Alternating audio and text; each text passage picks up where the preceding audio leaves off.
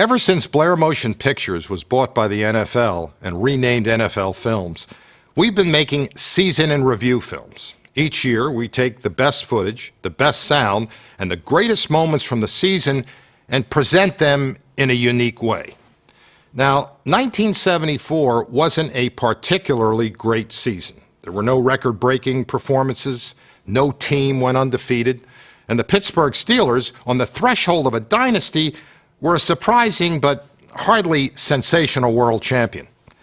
In fact, the 1974 season might best be remembered for this film, The Championship Chase, which combined seasonal themes and a script which included sort of a Greek chorus.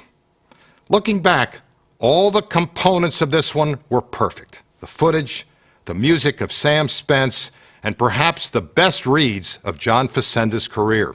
Over 30 years later, this film still stands up as one of our best.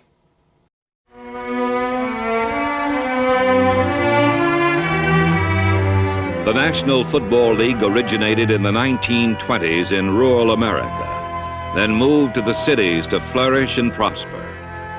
But each summer, the game relives its heritage. Tiny college towns across the country witness the first bloom of the NFL season.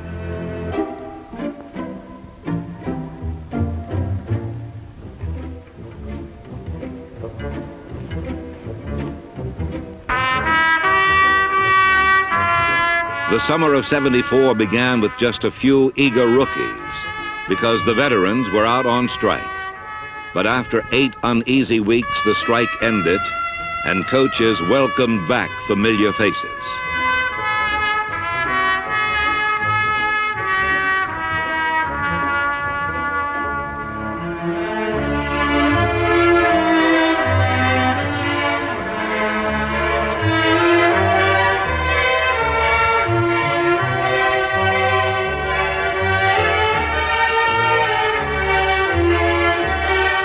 There's glory in the legends of this hard muscle life, and there's poetry in each season made of sweat and strife.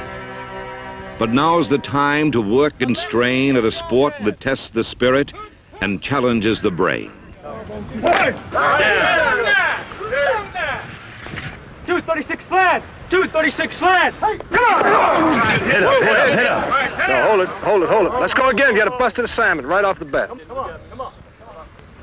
See, Hayes, the difference between 25 trap and 25 weak. If Y doesn't put that ball away right away, we go for a fumble, see? What the hell are you doing, John? Come back and get it. Charlie, come back toward the ball. If he's coming, I'm going to engage him, and then I'm going to slip out into the screen. Concentrate, get better. Say to yourself, I gotta get better. All right, that's the way to come off. Hit up, Rich. Hit up. That's it. Moving the feet. Move the hands. There it is. There it is. 1, 2, 3, 4, 5, 6, 7.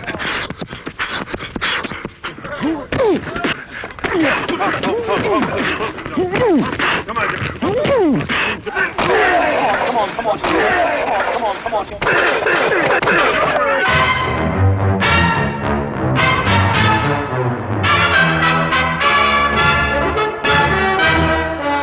All sights are set on one glittering goal, the chance to play and win in the Super Bowl.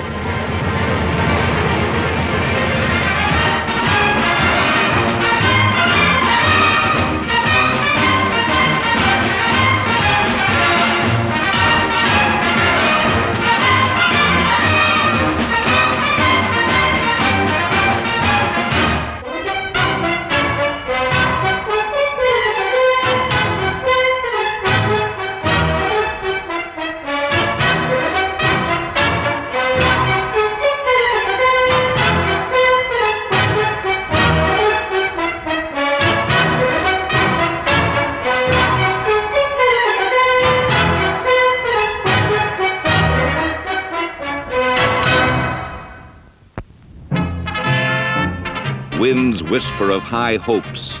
Victory is in the skies. A season awaits with glory in her eyes. One joins with many on summer's green field. Time to strive, to dare, for all not to yield. Right from the opening kickoff, the championship chase of 1974 took on added dimensions. A new rule moved the kickoff back 5 yards, and more kicks were returned for more touchdowns than ever before.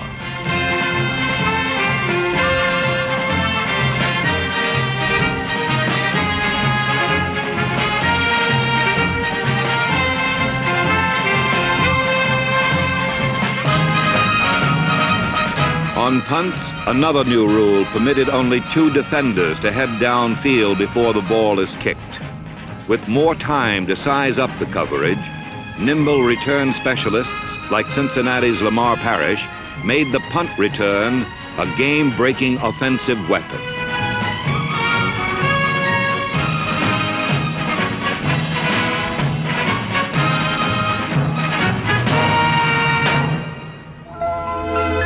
But summer is not for rules. It's for romance and adventure. Princes and maidens hear the wedding bell, while little boys gather with fairy tales to tell. Once upon a time, there was a tiny halfback who played for the New England Patriots. He was so small that his uniform did not fit, and you could only see part of the number on his back. Everyone laughed and said, "You're too small to play."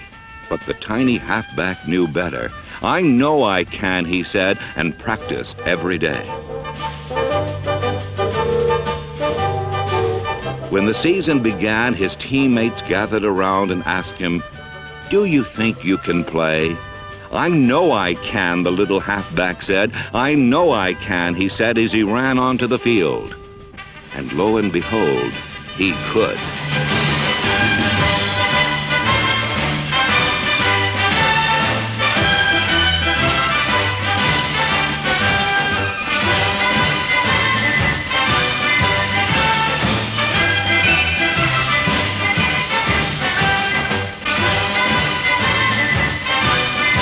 The little halfback who could is Mac Herron, and he was the inspiration that carried the New England Patriots to 5 consecutive wins and an early lead in the tough Eastern Division of the American Conference.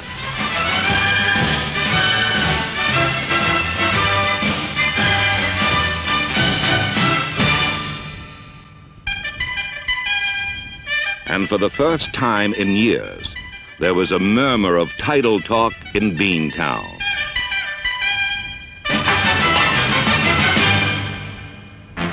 But titles were more than just talk in St. Louis, where Coach Don Coryell had restored spirit and togetherness to a team that had lacked both for years. Coryell put the bomb back into the Cardinals' playbook, and quarterback Jim Hart commanded the most complete arsenal in pro football. St. Louis exploded for 7 straight victories, and suddenly first place in the National Conference East was no longer the exclusive province of the Washington Redskins and the Dallas Cowboys.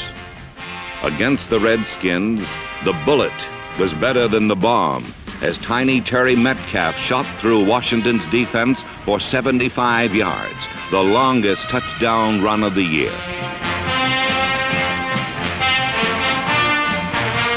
Against Dallas, St. Louis unleashed a tank in cleats named Jackie Smith, who crashed through 6 Cowboys en route to the deciding touchdown. And the Cardinals marched into autumn with a firm hold on their first division title in 26 years.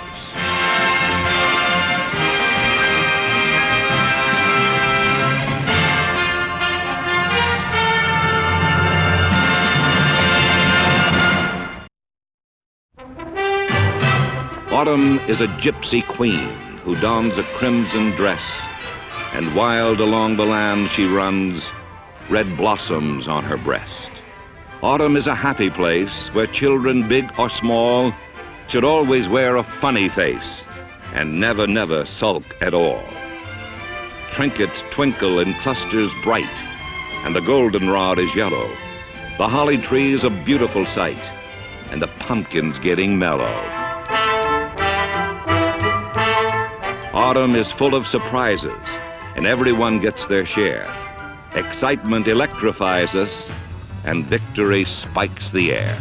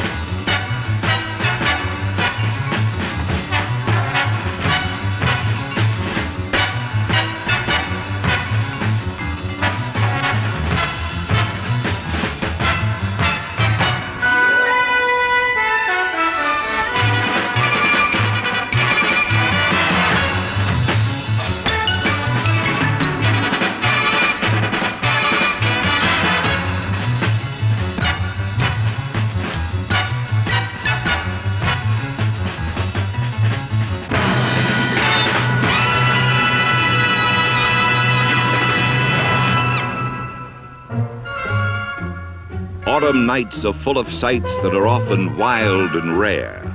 Ogres and trolls come out of holes, and phantoms float through the air.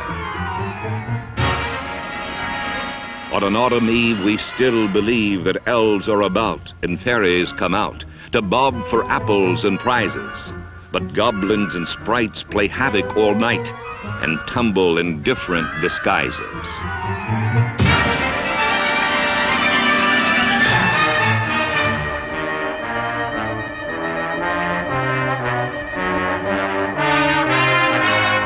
When Don Coryell's Cardinals came to a Monday night masquerade party, they met Bud Grant wearing his game face. Grant's Minnesota Vikings came dressed as Central Division champions, but it was no disguise. Although Chuck Foreman and Fran Tarkington scored easily and often, the Vikings again relied on their old formula for victory. Keep the ball when it's yours, take it away when it's not.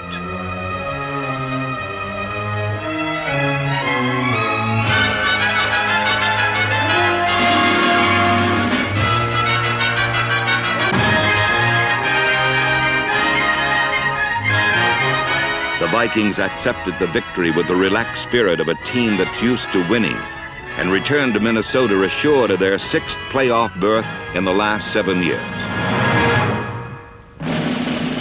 In Los Angeles, the Rams were also easy winners of their division. Super Bowl hopes blossomed under the California sunshine and flourished in the fertile enthusiasm of the Los Angeles Coliseum.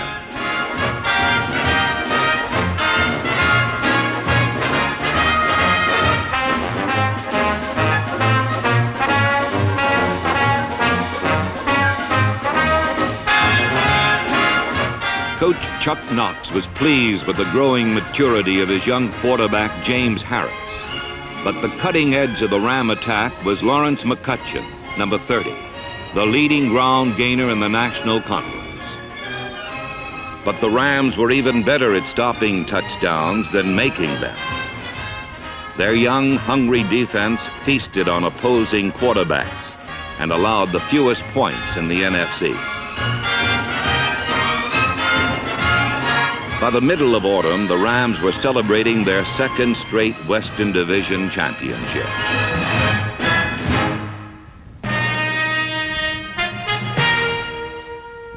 In Washington, where the Redskins play, Coach George Allen values the resources of age more than the powers of youth, and autumn's bounty came in the shape of 40-year-old Sonny Jurgensen. After 18 years in the NFL, the bones are battered, but the head is still red and the arm is still golden. After losing 2 of their first 4 games, the sagging Redskins rallied around Jurgensen, who put them back on the winning track with a come-from-behind victory over the Miami Dolphins.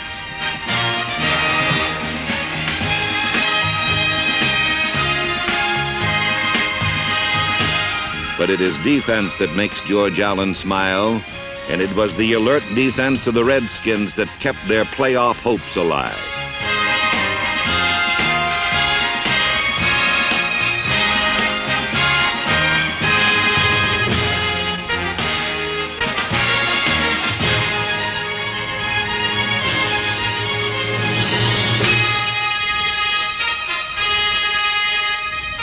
Washington, autumn days brought victory and renewed hope and another chance at the championship chase.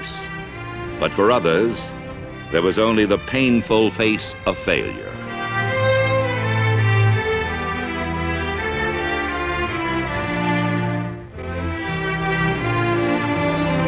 Super Bowl dreams that glowed in the summer sunshine flicker and fade in the autumn shadows.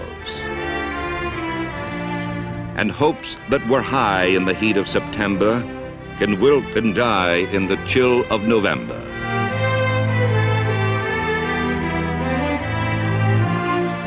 November can be cold and gray. November can be surly, with bitter rain upon the world and winter coming early.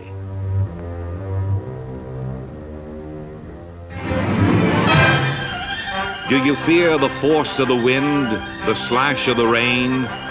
Go face them and fight them. Be savage again.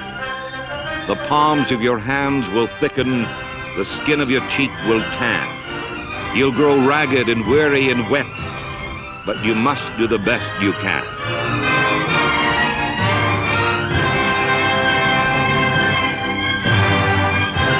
Joe Namath might not be the man for all seasons, but he was certainly the man for November. After 7 dismal defeats, he found the sun again, leading the New York Jets to a thrilling sudden death victory over their arch rivals, the New York Giants.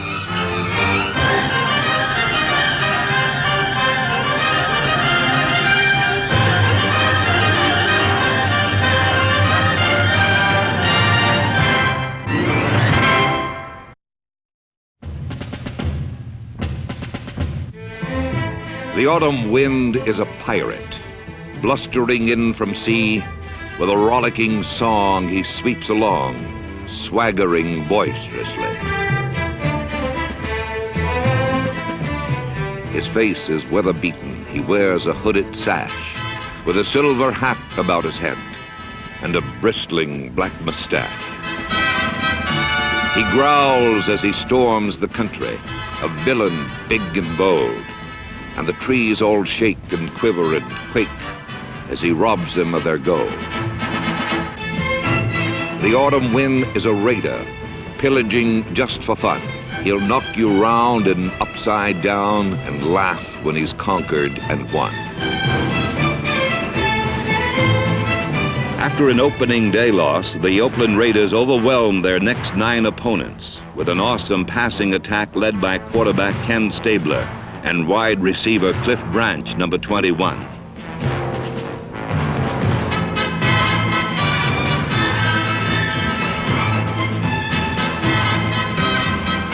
The Raiders were the highest scoring team in the NFL, and their claim to the Western Division Championship of the AFC was never questioned. While the race was over in the West, in the East, it was just beginning. Coach Lou Saban brought his Buffalo Bills to Foxborough, Massachusetts, to challenge the undefeated New England Patriots.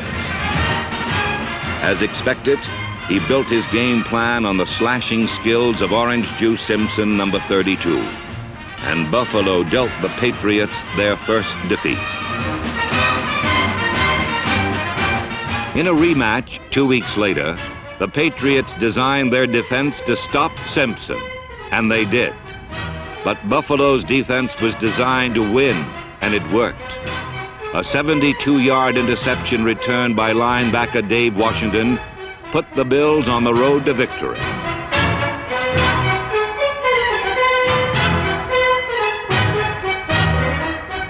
And as for the Patriots, Gertrude Stein would have said, instead of going the way they were going, they went back the way they had come. The Bills, on the other hand, went south for a first-place showdown with the world champion Miami Dolphins. Lou Saban let them know what was at stake. First thing, I want you to make sure that you take as much liquid as you possibly can. It's going to be hot out there, there's no question about that. So don't be bashful. Don't feel that you have to go without your fluids. We're at the crossroads. And no question about that. But it's not the end of the world. I just want us to do a job that we're capable of doing. We've talked about it. We've had our rough moments and our good ones and our bad ones. But you're still tied with them, and you got a chance to go up on top. They're on their home grounds. This makes it that much more difficult. Understand? If we die together. You can get it done. You can get it done. What's more, you gotta get it done. Let's go.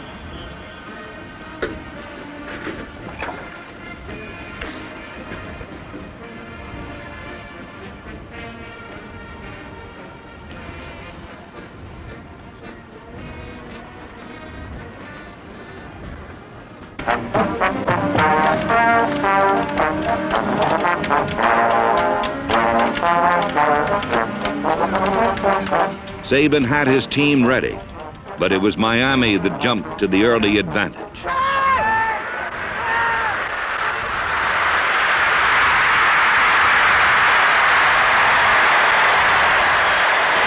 Now what do? We're 7 down. I know, Bob, but it's tough. Things got tougher as Miami stopped the juice and then put quarterback Joe Ferguson out of the game. Ferguson's injury forced Saban to go with an untested rookie, Gary Marangi. The Dolphins' lead seemed secure, but incredibly, Marangi's first pro pass found its mark.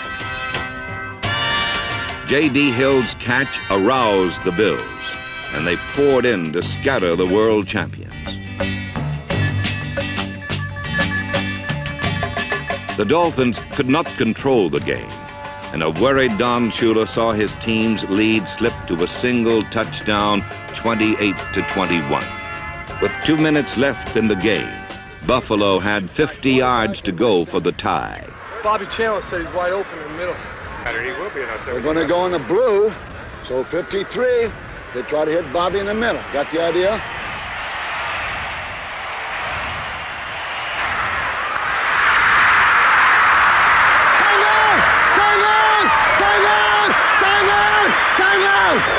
Come here! Come here, hurry up! Come here! 34, you keep it.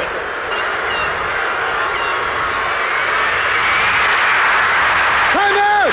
Time out! On the ball! You gotta have it. They'll be coming out.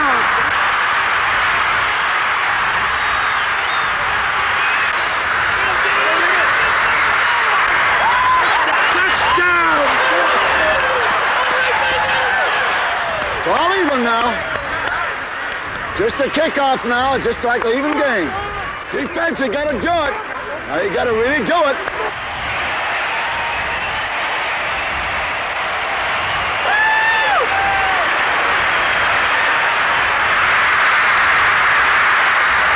God almighty! Why don't we do that? God almighty! God, I can't believe it! What are we doing?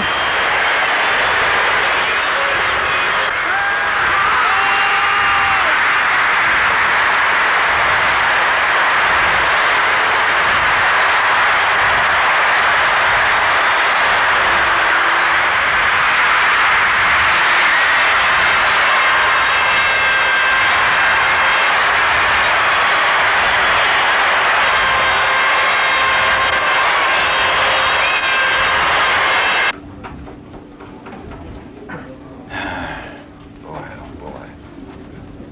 56 seconds and we let them get off the hook.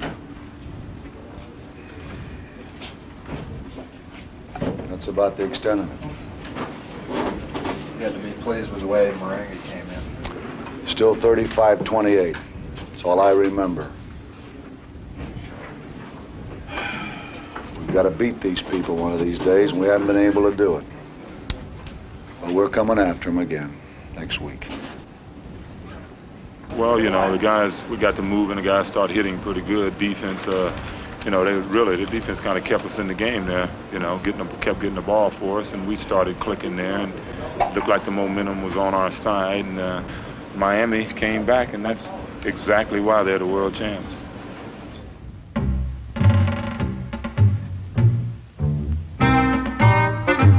Although Miami went on to win the Eastern Division title, they were not the indestructible world champions of the year before. Larry Zonka, number 39, limped through the season on a sore ankle, and injuries chopped up the offensive line. A hard-striding rookie named Benny Malone, number 32, eased the obligations of the injured Zonka, but quarterback Bob Greasy was scrambling from defenses he had once dominated with precision passing.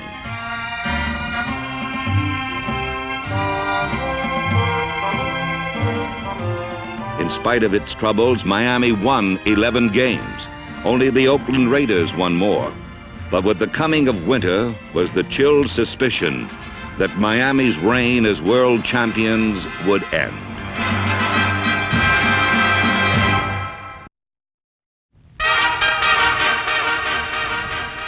Something somber in the skies, something somber in the eyes of the men. Late autumn in the air, but something of winter in their faces.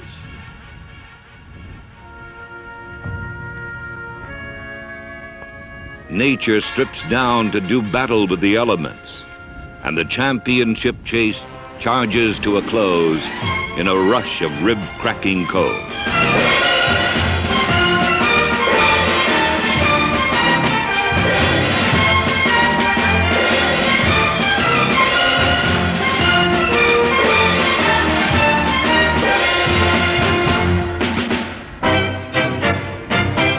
In Pittsburgh, Franco's army bundled up for a winter march behind Franco Harris in his closing drive toward 1,000 yards.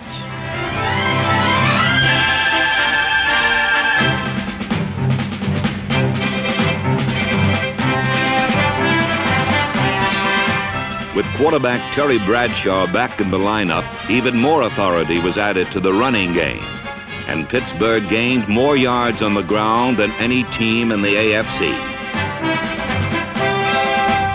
But when the passing attack took a nosedive, Coach Chuck Noll came to depend more than ever on his rugged defense.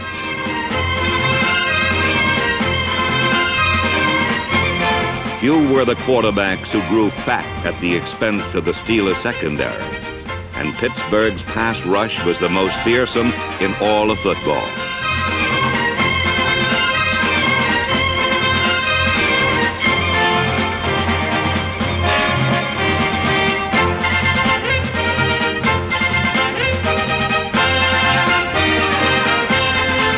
The steel curtain descended on the Central Division of the AFC. The Steelers iced first place and settled back for a short winter's nap before the playoffs. The Buffalo Bills, however, wore the savage face of cold. After their loss to Miami, they battled back into contention. They fought their way to the American Conference wild card berth and celebrated their first appearance in the NFL playoffs. Sing a song of winter, celebrations in the air. Sing a song of snowflakes falling everywhere. Sing a song of sleds. Sing a song of tumbling over heels and heads.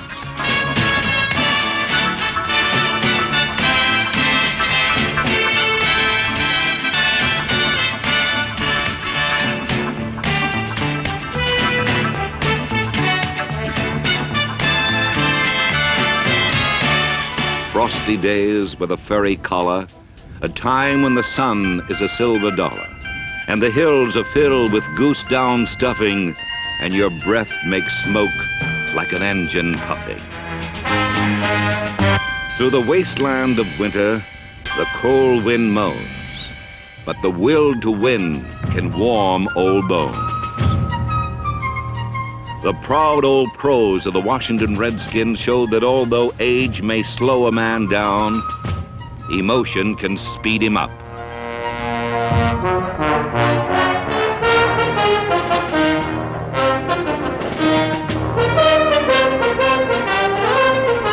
In a crucial game against the Dallas Cowboys, they proved that a good old team is better than a good young one. Bill Kilmer shared the quarterbacking duties with Sonny Jurgensen to give Washington two of the oldest and boldest quarterbacks in pro football. The Redskins won 6 of their last 7 games and earned the last wild card berth in the playoffs. The countdown toward the playoffs begins. 8 teams have succeeded. The rest have failed. But all have shared in the championship chase.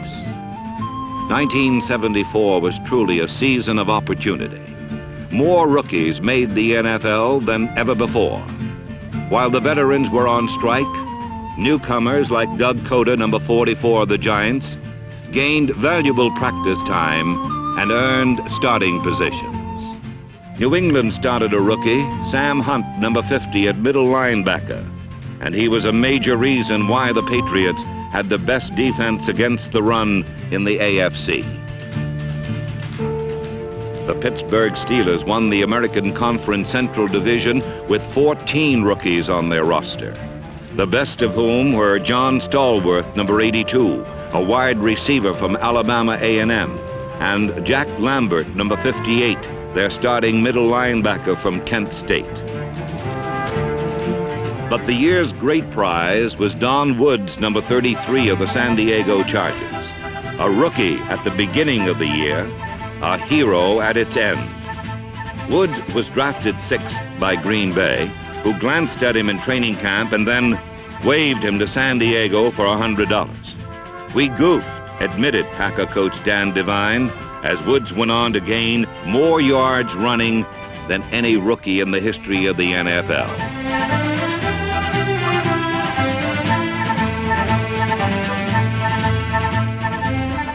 Woods' performance, as good as it was, did not match up to that of Otis Armstrong, number 24 of the Denver Broncos.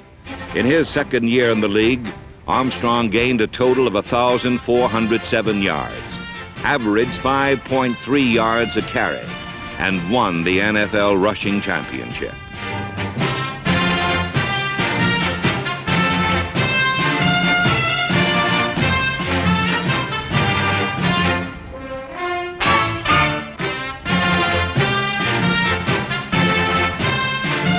The passing championship was won by Cincinnati's Ken Anderson, who led the NFL in yards gained passing and was the league's most accurate quarterback.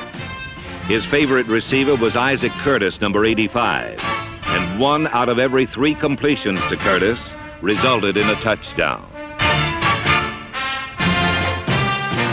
Anderson and Curtis gained glory in a season, but there were others who gained it in one brief afternoon.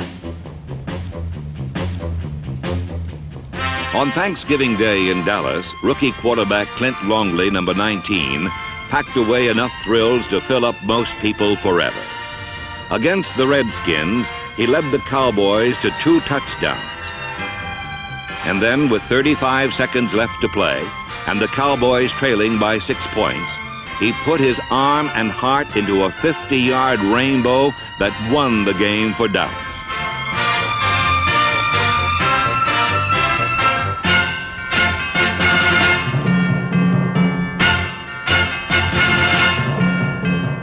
Unfortunately for the Cowboys, it was a victory they could not use. The next week, they were eliminated from the playoffs for the first time in 9 years.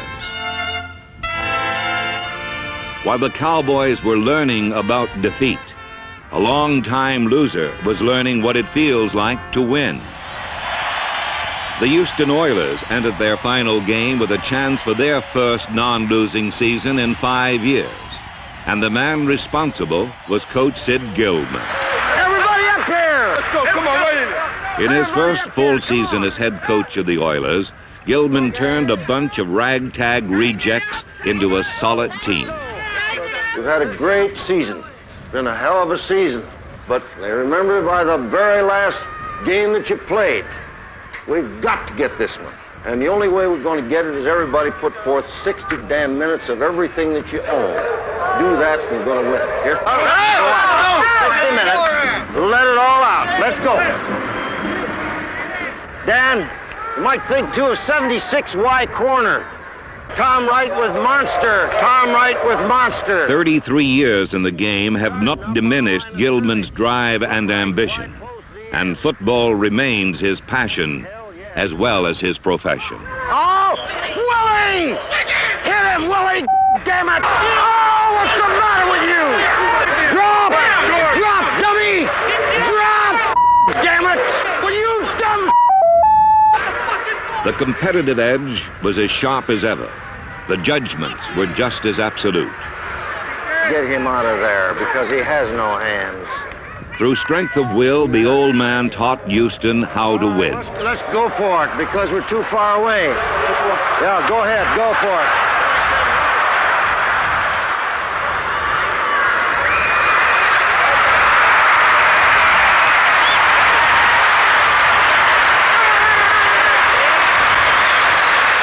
In the end, 7 wins would not earn the Oilers a playoff berth, but pride and respectability had returned to Houston, and Sid Gilman was honored as AFC Coach of the Year.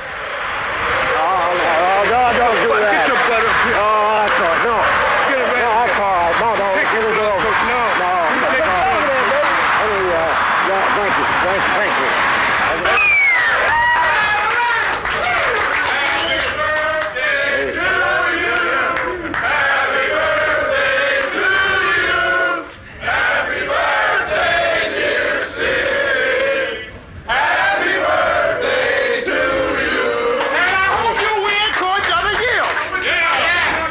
And so it was left to an old pro to offer forth the last smile of a declining year. Been at it for a long time. And I'm sure I got more satisfaction out of this year than any year since I've been in it. Congratulations. You're a great bunch of guys, and a Merry Christmas and a Happy New Year to all of you.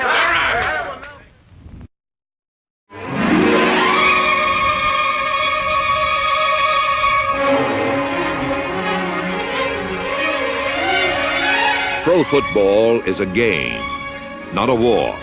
It's for win or lose, not life or death. But say that in the summer, for winter brings the playoffs and a season is at stake. Don Coryell brought his St. Louis Cardinals to Minnesota, and his big play offense burned the Vikings with an early touchdown.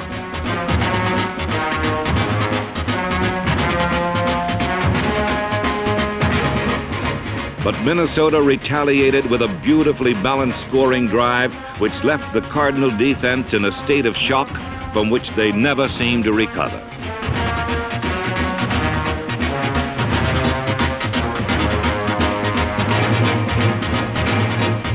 The Viking defense dominated the game in the second half and once again demonstrated their ability to break a good club in half like a twig.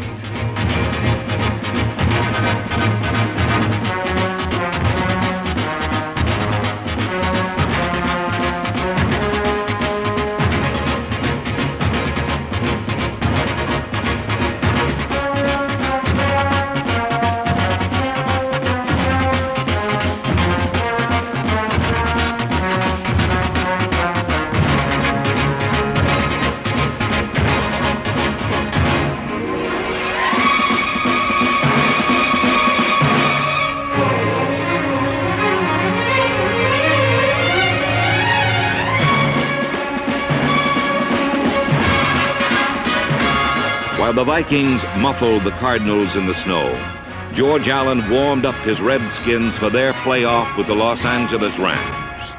Just one thing. We wait a lifetime for this opportunity. We play as 47 men. They can't get it.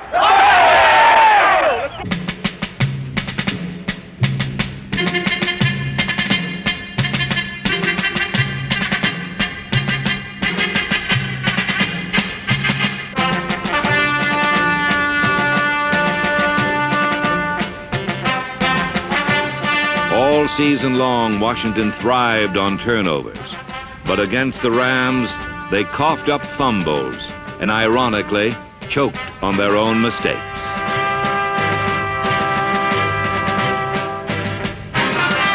The touchdown that put the game away for the Rams was a 58-yard interception return by Isaiah Robertson, number 58.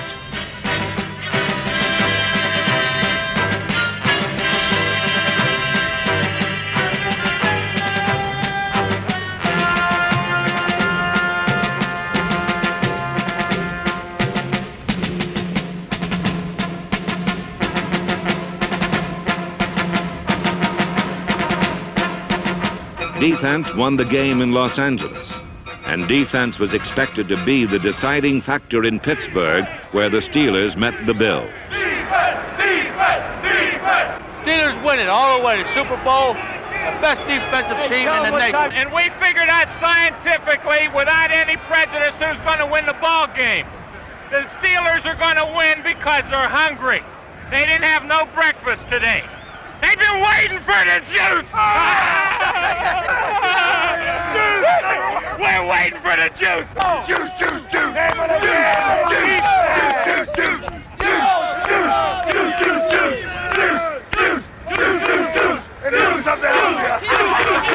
Go Juice! Come on, Juice! Come on, Juice!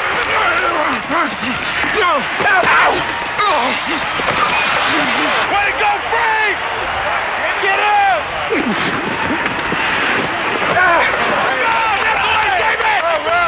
All right, let's go, speed up! Come on, Bo, let's knock him down, Bo!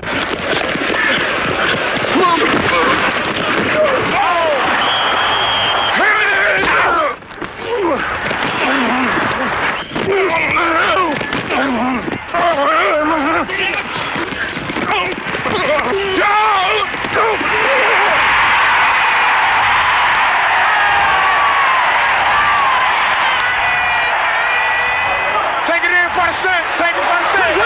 Take it in, Turner. Take it in for me. Take it in for me. Take it in there, please.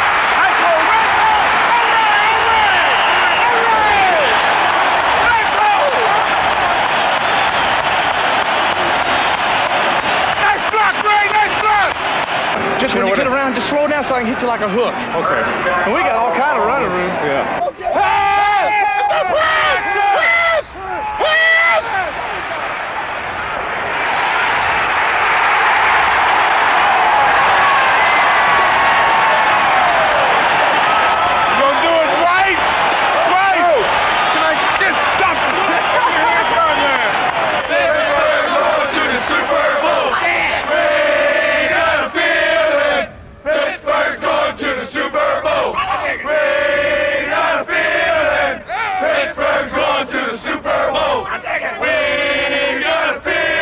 While the Pittsburgh fans sang their prophecy, the Oakland Raiders set forth to challenge the world champions.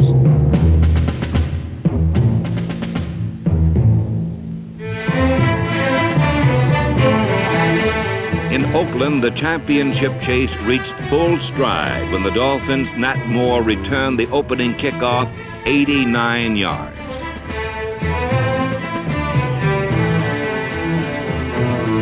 But Ken Stabler blew the wind back into Raider sails as he rained touchdowns down on the Dolphins.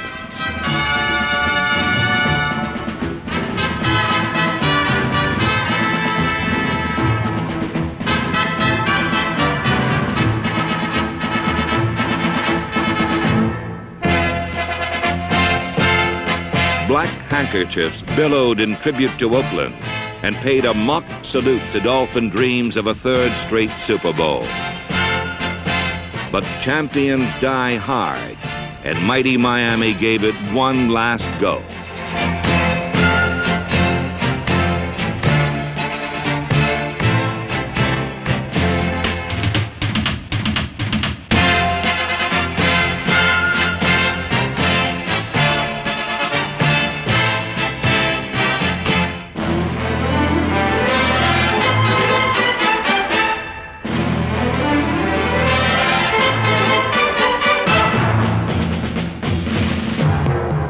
Time running out, the poised Raiders moved with the confidence of a team that had begun to feel it was unbeatable.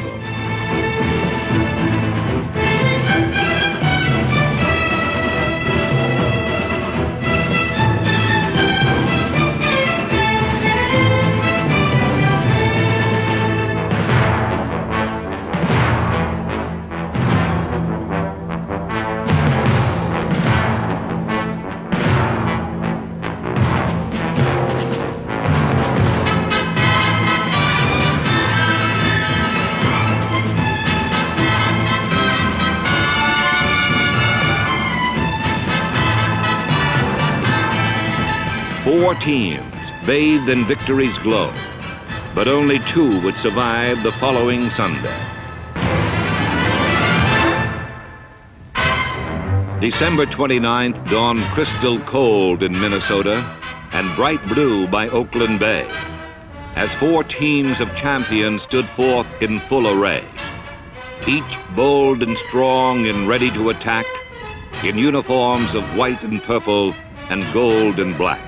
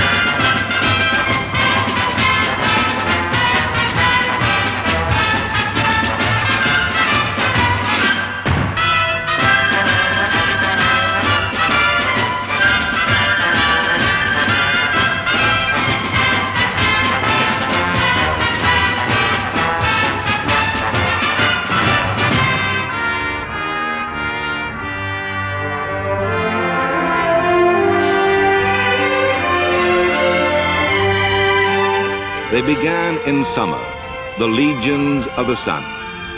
Now, as warriors of winter, the chase is almost done. On these winds of victory ride emotions of a year, of work and sweat, guts, glory, and fear.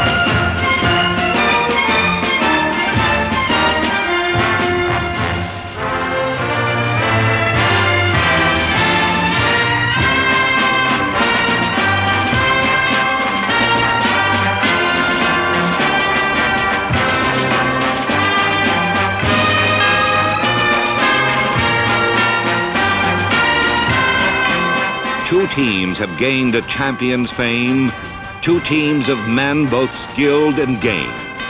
Men who have battled as brothers through combat thick and thin, and now they confront each other for a prize only one can win.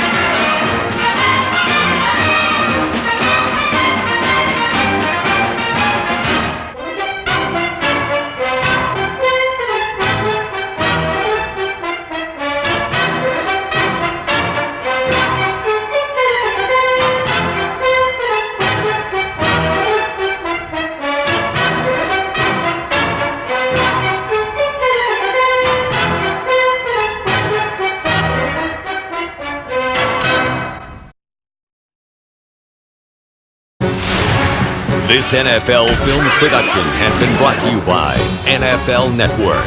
Watch the National Football League 24 hours a day on NFL.